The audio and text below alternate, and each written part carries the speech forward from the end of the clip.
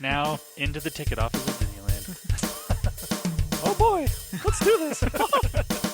Don't think the CIA is going to be trying to hack your second-gen iPod. I didn't think so. There might have been a lot of illegal music on there. I wouldn't doubt it. But, I mean, I would just replace all of my chairs with toilets and go on with my life. Google has found a new way to piss me off. iTunes is a constant source of embarrassment. Every time I say it, it's going to suck even more. Everyone's idiots. I am the dog. I can't do it anymore without laughing. I was going to do the whole thing. Welcome, everyone, to the Calling All Platforms podcast. I am your host, Wes, and I'm here with Landen. Hello. And Caleb. Hi. And we are here to talk all things tech this week, you guys. I know we took off, last week. Well, I took off 2 weeks because, I was running late for the last episode. I apologize, but we do have some news we want to talk about this week. So why don't we go ahead and let's get into it. The first thing on our docket here, we want to talk about some Google news. Made by Google event announced. Yeah, that happened. It's coming. It's coming. Sweet. There you go. That's it. No, That's it. All right, moving on. I mean, we all know what this is going to be. It's new Pixel 11 phones, a Pixel Watch 5, maybe some I new... thought they were going to be getting into couches. I don't know if that would be a good thing or not. Okay, wait. What would you call it? What would you call it if it was a couch? It'd be a What would Pixel Google couch. call it? The Pixel couch? Pixel couch. Yeah. Really? It'd have a brand. it'd have a built-in Nest speaker with Gemini. It'd probably have it'd probably recline. Would it have a hide-a-bed? I don't think it would have that. Maybe that could be a No, packing probably feature. not. That's a $500 add-on. It's like RAM. Oh, RAM in a Pixel couch. Ooh, okay. No, hold on. It would be taking butt metrics of everyone who sits on it and forming like a unique picture of your imprint of your tush, and it would load up a personalized profile whenever you sat down. Not only that, all of that data would be getting shared with their advertising partners. not only that, every time that person would fart, it would see about your digestive system and be like, hey, maybe you should lay off the cheese, Caleb, or No. send it to your significant other like, hey, I you need to talk to refuse. him about this. The more we talk about this, the more I both don't hate it and hate it at the same time. It just says, hey, lay off the popcorn, spend love for a minute. Yeah, again, I refuse. I refuse. Pixel couch, you can't tell me what to do. I'm You have hanging to on to have my a- dumb couch for as long as I can. You have to have a subscription, for it to work all the features. Oh, sorry. We're not, okay. The actual Google announcement. Anyways. Well, and you also know if they did that, they'd partner with IKEA, so you'd have to make it yourself. Oh, gosh. jeez. Yes. Yep. Dude, here's the thing. You're going to see that at the announcement being like, we partnered with IKEA for our new product, and we're going to sit there and go, what? Oh, man. I mean, IKEA has been getting into the smart home stuff the last couple years, and they've actually been Yeah. decent products for pretty cheap. I was going to say, if it was that, it would probably be a smart speaker integrated into a lamp or something like that, which is just like boring. Come on, Google. Do something interesting. Yeah. Give me the couch we all want. Although it would be kind of cool if somehow they got StarCraft themed and it was a pylon lamp and you could talk to it or charge your phone from it or something like a wireless charging. If it was like a whole room wireless power system, then I'd be totally on board. You say that, but I swear I've seen that before. I think that's a real product. I think a long time ago they did what it was is they had the pylon light and then you had like 2 or 3 pads, wireless charging pads that come out from it and you could, but I was talking about like when your phone's just near it, it just starts charging. just starts. Well, and if you have too many devices in too close of proximity, it will you must construct additional pylons. Oh my gosh. Oh, that would be amazing. Oh, you heard it here, okay? Like, how cool would that be? I haven't played that game in so long, but yet I know exactly. It's classic. Mm. I feel Construct that voice additional line in my soul. Right? That one and Battle Cruiser Operation. That one and My Life for Ire, which I recognize now as an adult. They were saying My Life for Ire as in like Ire, the homeworld of the Protoss. It makes sense. You know, they're zealots. But when I was a teenager, what I heard was My Life for Hire. And I'm like, so are they mercenaries? Like, what are they? I mean, I don't kind get of. it. You know, what about the zealots weren't? What about the SCVs when there's like in rear with the gear? Oh yeah. No, I think of the Terran, the voice lines that dwell deep within my soul the most are the Vulture. That thing friggin' because he's so smarmy and obnoxious. Every time I made vultures and used them, just, is that it? I'm just like, no, this is why I don't use these things in combat. This is it. Right here. This is it. Yeah. All right, back to Google. Listener, if you can't tell, there's really not a lot of news this week. We're just coming out with better ideas, you know? It's true. Saying. It's true. I'm not mad about any of this by any means. But anyways, the Made by Google event is going to be on Wednesday, August 12th. And interestingly enough, it's going to be at 6 p.m. Eastern Time, 3 p.m. Pacific. Huh. Which is odd. That's late in the day for a keynote event. Yeah. I don't think Weird. I've ever... And it's not like it's going to be in a weird place. They're doing it in New York. So, like, I've seen keynotes around this time frame, but it's, like, in Korea. So it's like morning local time. Makes sense that it's at a weird time for us. But no. Or it's, like, at a conference or something like that, where it's like they have a full day of keynotes and then this one just... But this is this is just Google doing a thing. Weird. Yeah. So... I don't know. Somebody was just really set on a particular venue and there's a wedding there earlier that day, so they could only get in like later. And well, that's the other thing is like they've been doing this at their own Google store in New York the last couple of years. So somebody booked the Google store for a wedding. I don't know. I mean, I wouldn't put it past Google to do something like that or someone to do that themselves. I mean, it's not a bad looking store. It's nice. It's nicely decorated inside, you know, just remove some of the phones and, you know, it's not a horrible idea. That is a level of fanboy that I don't aspire to, but I kind of respect, you know. I can respect that. The invite on the thing, it says it's the night the next generation of Pixel arrives. And it's kind of showing the corner of a device that looks gold. So gold Pixel phone incoming, I guess. That's really all we have at the moment. We're expecting a Pixel 11, Pixel 11 Pro, Pixel 11 Pro XL, Pixel 11 Pro Fold, a watch, couch. Pixel couch, I really hope. I mean, last year they lamp, did, even though that has nothing to do with Google. Just saying. Last year they did announce some of this stuff on a couch with Jimmy Fallon. I truly hope that Jimmy Fallon's not involved this time. That's right. I'd forgotten about that nonsense. They haven't hinted that there's going to be any sort of celebrity host at this event, but they also haven't said that there's not going to be. So we can't put it past Google that they won't do it again because they've already done it once. So you never know. But yeah, we got a while before though this comes out. Like I said, August 12th, got a month. So I'm sure that Google will either leak the Pixel stuff or they'll just what they've done the last 5 or 6 years, just put all the stuff out themselves.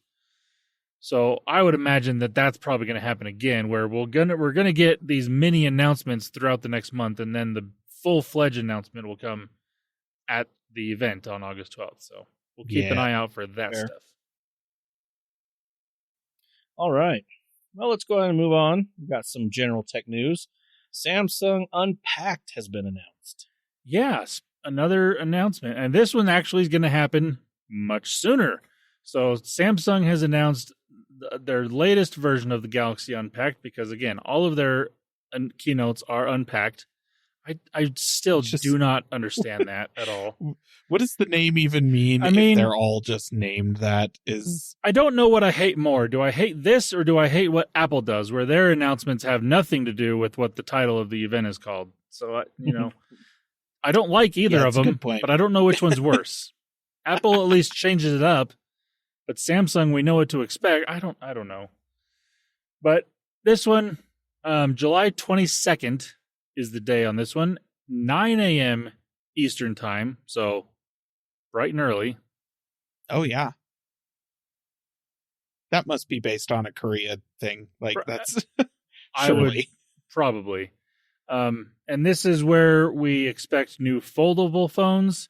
And they also, there's a page on their website where you can go and reserve one of these phones. You put down $30, or no, you reserve the phone, you get $30 of Samsung credit.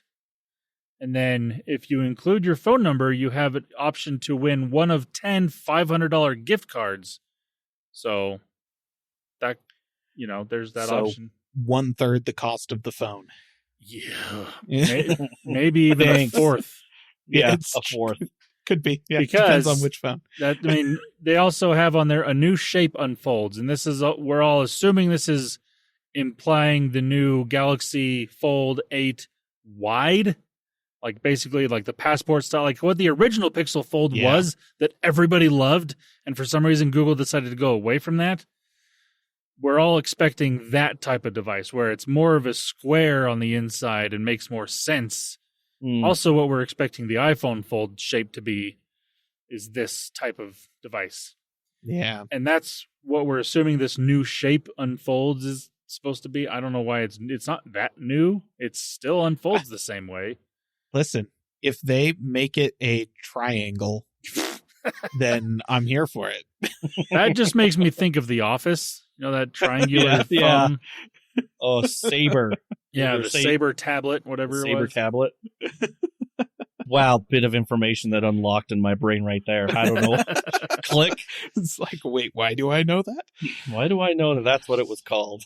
But yeah, so July 22nd, we'll be seeing new foldable phones from Samsung. There's also rumors of new watches here, maybe some new earbuds. We don't know for sure, but obviously the foldable phones are going to be the main feature of this event. And just expect prices to be abhorrently high because they already, the Fold already started at what, $1,800? Yeah, something like that. They're expecting the Fold Ultra, which is going to be a thing, I guess, to be closer to like $25, $26, maybe more $100. And that's not even like their trifold phone that does start at $2,800. This is just the regular folding phone that we're all used to. Around $2,500. Yeah. Listener, that is entirely too much money to spend on a phone. Yeah. Just for, this is a podcast where we speak mainly to just normal consumers, right? And I just want you to know, I don't care what tax bracket you're in not in that tax bracket. The people who are buying this phone, the only people who should entertain this phone, honestly should be building libraries for the rest of us like the Carnegies did back in the day, Just saying. Yeah. Or maybe you work for Samsung and they're just going to give you one of these phones. Oh, that's cool. Fair. Take it and then sell it. Yeah. Well, and if you work for the right division of Samsung, then you're, making memory and your bonuses are going to put you into that tax bracket at the end of this year. And you can either buy this phone or build a library. I don't know. Just you mentioned that, and I do have to give credit to Samsung because they did announce they're going to be giving those workers a very substantial bonus this year, which that is very good. They deserve it. Yeah.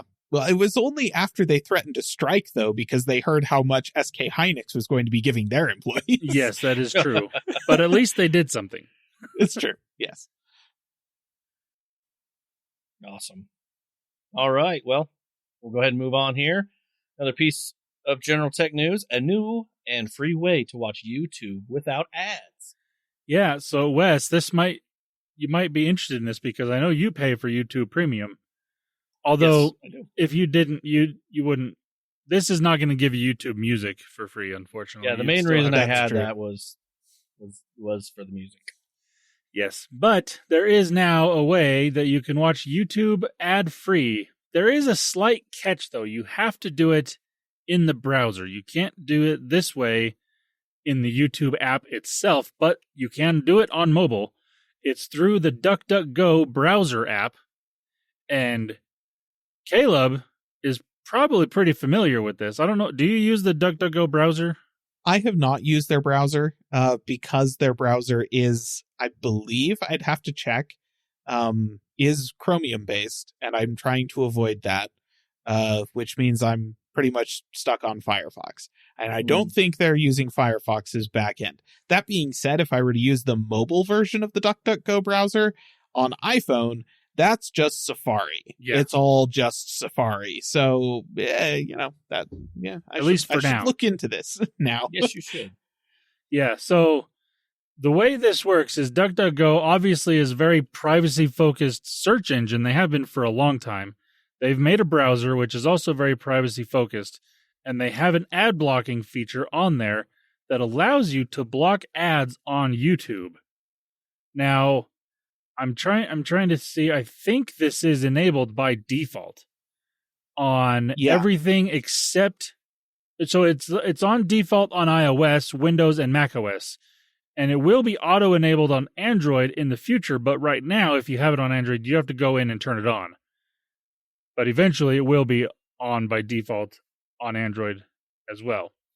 But again, if you want to have YouTube without ads, if you're already watching in the browser anyways, I would say even if this is the only thing you use the DuckDuckGo browser for, it's probably worth it. Yeah. And like I was reading up on this, and I honestly think I'm probably going to have my kids switch to using DuckDuckGo on their iPads because we don't have the YouTube app on their iPads, but they do watch YouTube through Safari. I'm like, well, you're already using it through the browser. They're not signed into anything, so it's not like they're getting any, targeted ads that way and whatnot. But I mean, they're still getting targeted ads just based on what they watch.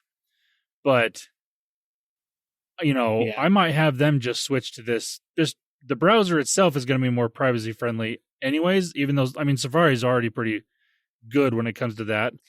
Safari does a lot of things right. Yeah, but even if they only watch YouTube on DuckDuckGo, the fact that they won't be getting ads, I think, will make it a much better experience, not only for them, but then I don't have to listen to them like, oh, look at this ad. I want to buy this. No, not doing that. So, yeah.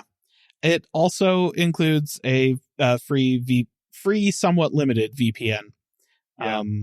I don't know that you want to always trust VPNs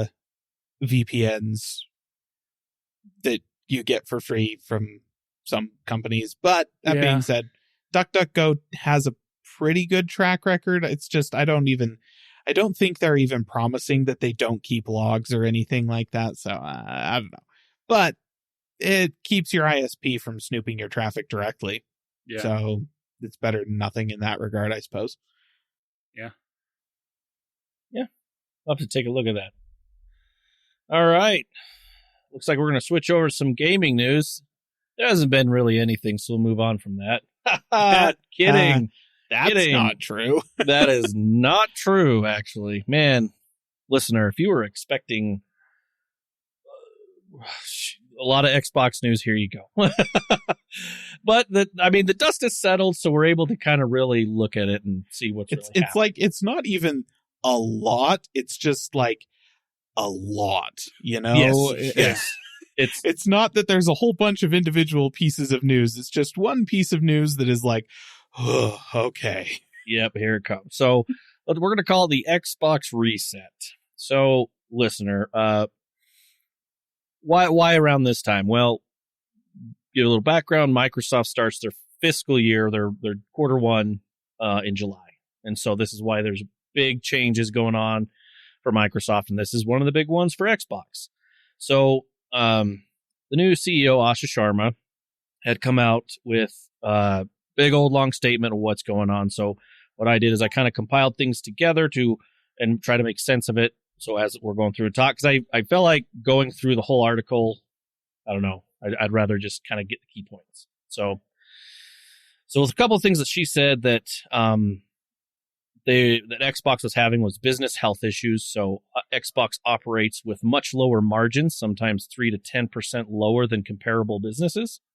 The revenue has declined despite heavy investments over $20 billion in recent years on content, platform, and hardware. And Game Pass and multiple platform bets created value but did not grow as expected. So if I remember the number, they were wanting like 100,000 or not 100 million subscribers. They only got 30 million.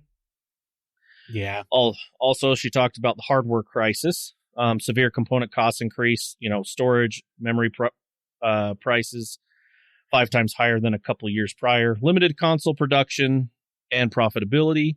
They said that they are remaining committed to the next gen console, which is the code name for Helix that they've been talking about, but did talk about they may have new hardware business and models and partnerships for this. So sweet. I guess we'll see what happens with that. Yeah. Yeah. Good luck. That's what I'm going to say. Good luck. She also talked about overexpansion. So too many studios and layers of complexity. This, I'm not surprised, but I was shocked at actually how much layers of management there was for Xbox. Up to 14 management layers. Yep. Holy buckets. Well, when you buy all the game studios and they each have 3 or 4 different don't layers, restructure any of them. Yeah. It makes sense. Well, listen, this is and we're seeing here. This is one of the places by reducing that number, they're doing exactly what I said after build that they were building AIs for was to replace middle management. Yep. So and to note, this is most of what they're replacing. Is that middle management. So we will say that. And that's what this is talking about. So I guess I'll go ahead a little bit. So they had the 14 management layers. They're dropping it down to like 3, maybe 4. So I think they were saying like a maximum of 5 or something like that. Yeah. So, which great. Yeah. No wonder it took Phil Spencer so much just to do something sometimes, Anyway, let's go back. Timeline. She said that Sharma's first 100 days with the memo outlined the early progress and realities. The major resetting of Xbox announced is the big things that happened. So let's talk about what they're saying. So obviously layoffs and reductions. There's going to be a total of 3,200 roles eliminated through the fiscal year 27. So immediately they laid off 1,600 people, and throughout the year they're going to continue that through 2027 for the rest. Companies that are being affected obviously is Activision, Bethesda, ZeniMax, Blizzard. I mean, they're going with everybody. Studio changes. Compulsion Games and Double Fine, those two productions, they're going to be transitioning into independent studios, and they get to keep all their catalog and IP and everything. So sweet. They were able to become independent, which is great. Compulsion, in case you were wondering, that was their newest one that's coming out is the time one. Oh boy, I had it. Clockwork Revolution. Yeah. Yes. Double Fine. They've always been the weird, wacky. They did the one with the lighthouse recently and the pottery multiplayer brawler. Yes. Right. Yes. Ninja Theory and Undead Labs are moving to new ownership, but they do have the funding to finish the games they announced. So for Ninja Theory, it was Senua was the third game of theirs, and State of Decay 3. So they're looking for other ownership, but they do have enough to finish their games. They did say that Arcane France is under review for strategic options. That's as far as we've heard and gotten so far. But they said there were no cancellations of publicly announced first-party games or projects. They did say that Mo Yang and King will now report directly to Sharma. Yep. So, side note, I thought was really interesting and didn't realize how big Minecraft was. They did say that Minecraft was subsidizing like 3 or 4 other studios. I was shocked at how much. I was like, wow, okay. Listen, it's the single top selling video game of all time. Like, yeah, I didn't realize how big. That was pretty interesting. All right, so the simplification, like we talked about, they're going to reduce management layers to 3 to 5 max on there. They're a flatter structure focused on makers, player coaches, and directly responsible individuals, so DRIs. They did say that there is a new chief operating officer, Helen Chang, I believe is how you say it. If I said it wrong, that's just me and I can't read. For end-to-end accountability. And then streamlining tools, code, services, cut vendor spending by 50%. So, yep. Yeah, so they said that they're going to prioritize high potential franchises.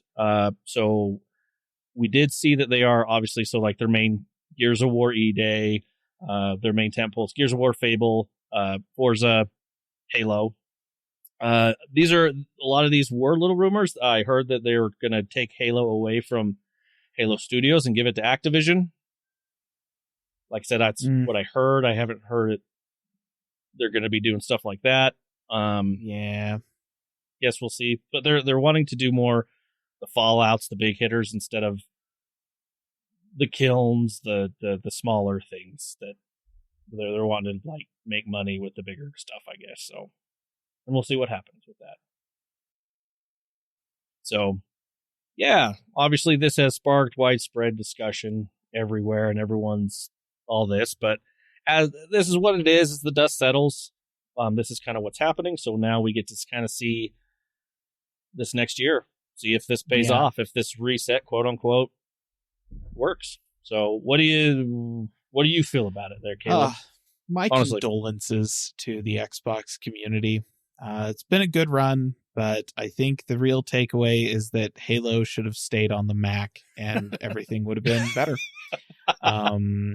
Nice. No, I think, I don't know. We all saw this coming when their numbers started coming out a few months ago. This was kind of expected. I think that the biggest positive to come out of this, right, if we're trying to look at the bright side here, is that it is not like they haven't shut down any studios. Right. They are laying off a bunch of people. And like some of the, they announced that they had a couple of studios that had the funding and the planning to just turn independent. They've got a couple of studios that are funded for a little while that are going to be seeking new ownership, but potentially also eyeing an independent run as well. Ninja Theory's leadership has said that they're not ruling that out. They've been independent before.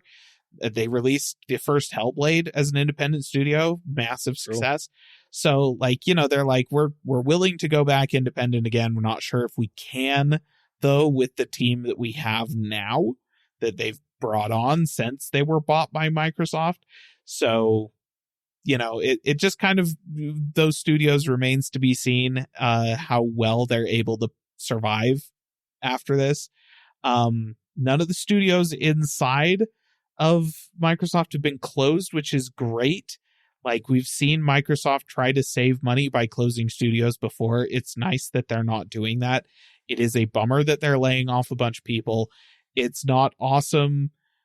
It is kind of nice, though, to see that they are reducing management, like, and getting rid of managers as a part of that layoff, which is great.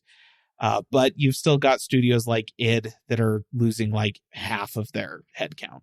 So that's rough. That's real rough, So it's not necessarily like it's positive, but they haven't canceled any projects. They haven't closed any studios. And this is kind of an unprecedented level of transparency for Xbox, but mostly just anything associated with Microsoft ever.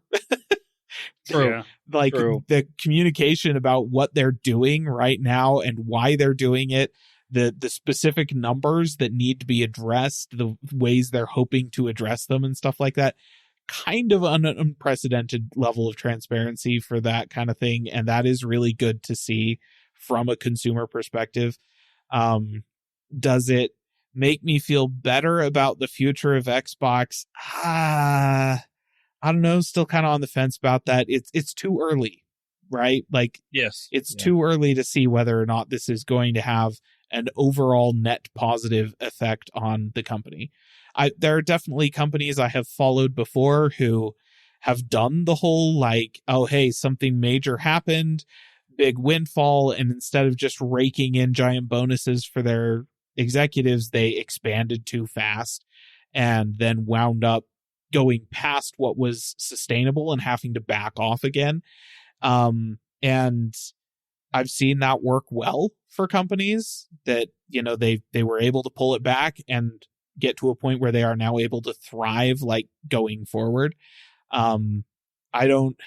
Microsoft clearly did the whole, like, the gaming industry as a whole did the whole, oh, it's the pandemic. Everyone's at home buying video games and video game hardware all the time because they're bored out of their skulls and they've been told by the, you know, everything to not associate with other human beings in person. And the video game industry exploded. And everyone went, yes, this is an upward trend that will definitely hang. No, what? No. Yeah, no. It's like, we all plan on going back to being generally social creatures at some point, industry. Like, what the heck do you think?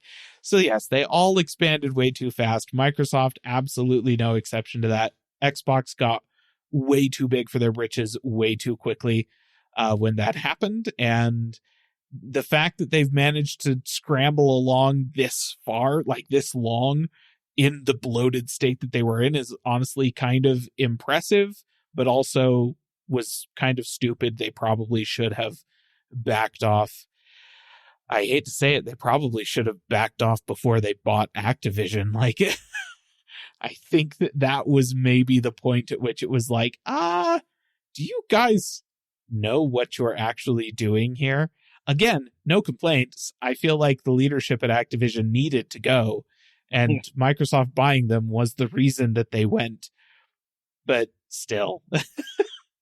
Well, I remember we saw this as like this whole process has mostly come and gone with the tech industry in general, because right when COVID hit, they were hiring so many people because everybody can work from home.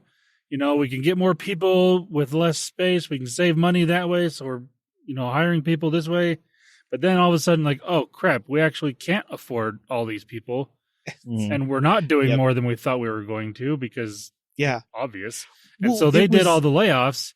And it always sucks when people get laid off. I'm never happy about this.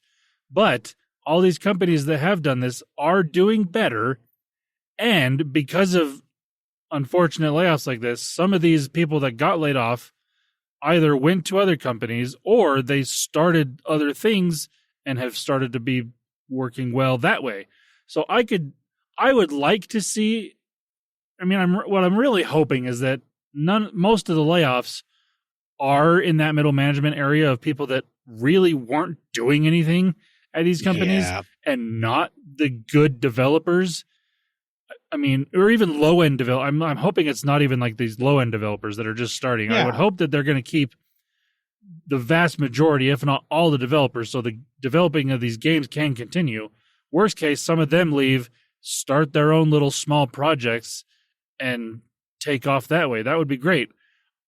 But, again, I don't necessarily think this is a bad thing. It's not a good thing.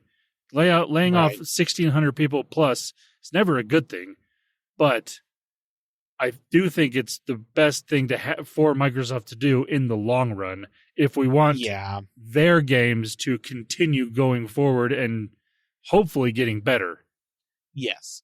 I think that's the key thing, is this is not good for those individuals. And, you know, we can empathize with the individuals that are being affected by these layoffs and wish them the best of luck. Hope that they're able to bounce back quickly, except for the middle managers.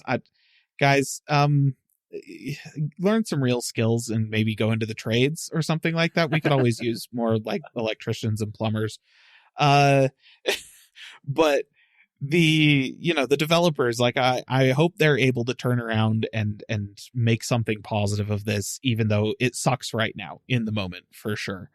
But this is kind of, if we want to see Xbox as a platform thrive at all, they had to change drastically. Like there was no way the trajectory they were on was going to turn into this massive thriving platform the way that we sort of need them to be in order for there to be a platform in the console space competing against Sony. Because, we have seen time and time again what happens if there is no competition in a space like this. And we need the competition to be there. So Microsoft, we need Xbox to actually survive and thrive. And this is hopefully the way forward for that. It seems, like I said, the level of transparency has done a lot to convince me that at least somebody thinks they see a path forward, which is good. And I hope that they're right. Yeah. I don't know. We don't know for sure if they are yet.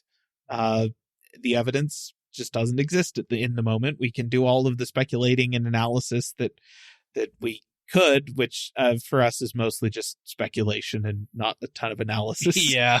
Let's be honest. But in the end of the day, we're not going to know for probably about a year, maybe more, whether or not this was the right call, whether or not this is going to pay off in the way that we need it to as consumers. So stay tuned, I guess. Yeah, we'll definitely let you know what's going on and update you on anything else. But yeah, that's pretty much it for the Xbox reset of the news. Now the dust has settled on there. So, all right. Well, looks like we'll move on to our next segment here. The segment that we like to end the show with, called The Bright Side of Life.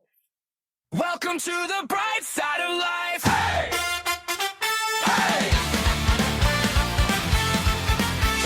I always love that. I really do. Did good on that one. It gets me pumped. All right. The bright side of life, listener.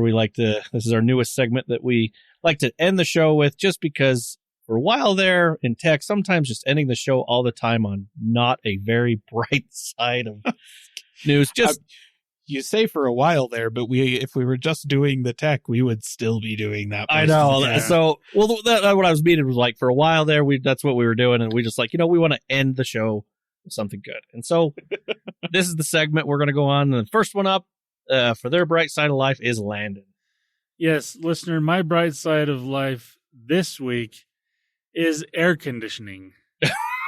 Because yes, where we live, it is it's not the hottest place in the world by any means. It's not the hottest place in our state by any means.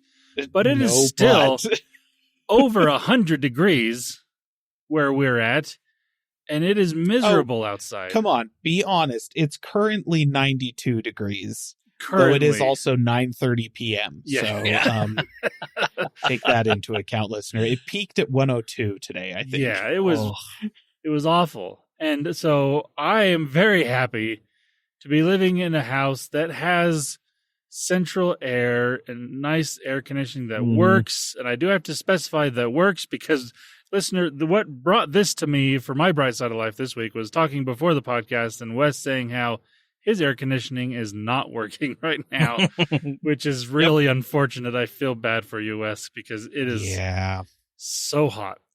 It's miserable. It is. Yep. So that's making me happy today, is having working air conditioning. Oh man, listener, if you want just a ton of appreciation for air conditioning and the heat transfer associated with it, can I just recommend the Technology Connections YouTube channel? Lots of fun stuff on there. inordinate number of videos about dishwashers. I will say, though, I did learn some stuff about dishwashers by watching those videos. Also, hilarious number of videos complaining about the state of LED lighting, particularly in Christmas lights. Mhm. Though, again, I have my favorite Christmas lights of all time because of that YouTube channel. But yeah, he is a big fan of the refrigeration cycle and heat pumps in general, and talks a lot about air conditioning and heat pumps and stuff like that. So, if you want to develop a greater appreciation for air conditioning beyond just going someplace hot and then walking into a building that's air conditioned, which is pretty effective at at gaining that appreciation, I will say. Instant effectiveness. But you can definitely go check out that YouTube channel as well. Lots of good stuff there. That is awesome. That's a good one. Definitely missing that air conditioning. All right. Looks like up next is me. I found this little gem a little while ago, but it's always something we leave. So, listener, I usually don't watch actual television. We watch streaming, things like this. But we found this channel by accident, and I thought it was really cool. So I have the Xfinity channel. It's called MeTV Toons. It is on, for Xfinity, it's channel 1736. It is old school cartoons and animation, the Hanna-Barberas, the Tom and Jerry's, the MGMs, all of this, and it's great. It is so fun to watch. I grew up with this stuff back when, what was it? Nick at Night cartoons for us back in the day. And then they had those. And then the Cartoon Network used to do these too. They'd have the Looney Tunes. Spoken like somebody who had cable as a kid. I did not. Yeah, so. me either. Oh, I did. I was going to say, I did. PBS and ABC's One Saturday Morning and Fox Kids. That's what I had. Yep, me so too. Recess, Digimon every week. That was Recess. Hey, Is the best. those are still good. Recess good. is excellent. But the old school Looney Tunes, Tom and Jerry, all those cartoons, Hanna-Barbera, Flintstones, Jetsons. It's been pretty fun. If we used to have Direct TV a long time ago before we moved, and we used to have we had the channel Boomerang that had all these. But when we moved to our new location that had to have Xfinity, Boomerang wasn't on Xfinity. And so we lost that. So we didn't have all these older cartoons, and our family, we just really enjoy them. We love that stuff. And then when we found this, absolutely awesome. And yes, there's commercials, and those infomercials are terrible, but you know what? It's so fun to be excited when it comes back, getting that old school feel of, oh, Tom and Jerry's back, or the Jetsons or something. I've just got to ask, you imagine cartoons, right, that were made for kids. And the kinds of, I think back to, again, Fox Kids, ABC's One Saturday Morning, stuff like that. Saturday morning, the cartoons that were on, right, the ads that would play during those shows were all breakfast cereals and candy and the Toys R Us ads and stuff like that, right? Toys and food geared toward kids. I just want to know, on this station, have you ever seen an ad geared towards children, or are they all for medications and Life Alert and stuff like that? Because they're making some assumptions about the age of their viewers. It's half and half. It's half and half. It's because there's times it'll hop out and be like, it's funny. It was the other day I was making fun of it. It's like, hey, there's the last roll. You can get 50 pennies. Last rolls of the 2025 pennies collection for $10. Order now. And I'm like, 50. Oh my gosh. What? Yes. So there's those commercials. Yep. 50 pennies of the last pennies. And before supplies last, order this now. And it's got the blue screen with the white saying everything. Old school stuff. I can see in my mind exactly what you're describing. Yep. It was always credit card, or credit a card set stuff. of 4 CDs with all of the 4 CDs. Yep. So there's that. And then they do have the breakfast cereals and the stuff like that too. So it's half and half. Oh man. Reese's for breakfast. She said, not candy. Reese's Puff cereal. Or what's the Pops? Do you remember Pops? Oh, Oh, it was like, Pops? yep, Oh, I love those. yep. So Now, I looked this up because I was curious where I could potentially watch this. If you just Google MeTV Toons, you can find a where to watch page, and they have every state and all the different cities that it might be like all the different. And it nice. is like I'm seeing over the air options for dang. almost everywhere that you can get over the air available. oh hey, Okay. So you could watch this for free if you have an over the air antenna, Yeah. depending on your area and how good a service you get from where you're at. But that's an option. It's also available on streaming on what appears to be called Friendly TV, FRNDLY, because, we can't have vowels. Never even heard of that one I've before. never heard of that one either. But one that I have heard of is Philo, PHILO. Mm-hmm. And I don't know if those cost money, if they're free or whatnot, but those for streaming wise, it is there as well. And then, it's Comcast, Dish, it's on DirecTV. Like there are multiple options to watch this. But again, the fact that they have it over the air on, I didn't realize it was. Yeah, in most states that I'm seeing, there is an over the air option. So that's awesome. Yeah. Listen, listener, if you don't have an over the air antenna available to you, I mean, it's worth considering. They're fairly cheap, or you can just make one out of like a bunch of hangers. just short, essentially hangers nailed to a board. Yep. Connected with a balun so that you can plug in a coax to it. It's not complicated. You just need conductive metal and some way to isolate it. Well, they have to touch each other, but only in specific areas. You can find diagrams by Googling how to make an antenna. Yep, you can. Oh, I didn't realize it was over the air. That's pretty cool. I looked it up too. Hey, there you go. That's cool. Take a look at this. It's pretty cool. It's been entertaining. And I think what's also funny is it's more entertaining for my wife and I because we get most of the jokes. Yeah. Right. Like there's some of the jokes I'm like, oh my gosh, that's really funny. My kids are like, what? I'm like, oh man. Well, that's back when they made the cartoons not only for the kids, but also for the adults. Yes. There are a few of those nowadays, but not all, like pretty much all of them back then were made that way. Now it's like most of the cartoons are made just for kids, and the adults it's like, this is the most dumb thing I've ever watched in my life. Or they're made exclusively for adults and you would never show it to a child. Yes. yes. That is also and then accurate. there's Phineas and Ferb, just kind of sitting in its own unique place where it works for everyone. Yep. I guess Bluey is sort of in that category, except it's like fun and entertaining and silly for kids and like emotionally devastating for adults. Right. It's like, you just don't understand. There is something there for both groups, but it's a very different experience. Yes. So funny. Yep. So yeah, MeTV Toons. I think it's pretty cool. So take a look at it if you're interested. Channel 1736 on Xfinity, and check your local air over the air. Yeah. See if you can get it there. So, all right. Well, last but not least, Caleb. All right. It has been hot here this past week. But despite that, rec league sports continue to exist. And this year, for the first time, my kids are doing ultimate frisbee.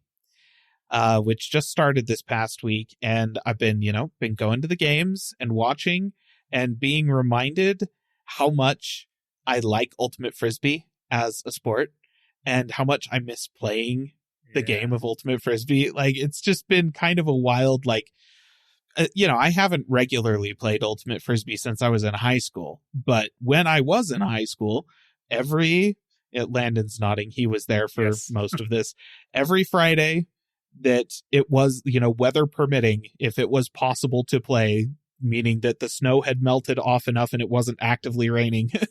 Heck, even when there was snow on the ground. That's true. Sometimes when there was snow and sometimes when it was actively raining. It just kind of depended. We would do Frisbee Friday. Every Friday after school, we had a big field where the marching band practiced out next to the school, and people would just congregate out there.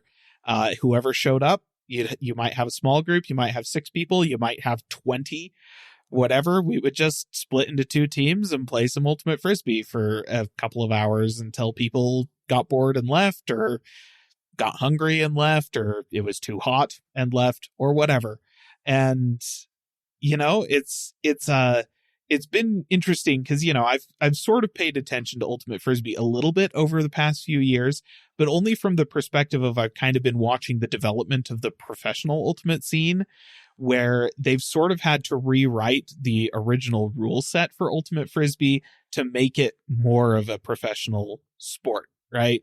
Adding more specific rules, adding the ability for like officials and refs to mediate between teams, because now, there's money on the line and stuff like that. So you need kind of an impartial third party involved to help with stuff like that. And, that's what I've been paying attention to.